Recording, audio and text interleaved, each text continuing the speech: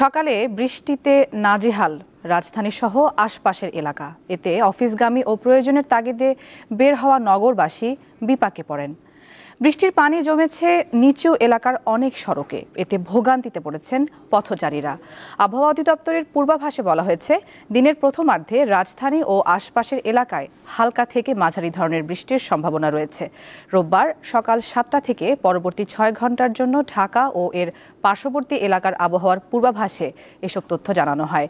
একই সঙ্গে দিনের তাপমাত্রাও কমতে পারে বলে জানিয়েছে আবহাওয়া অধিদপ্তর।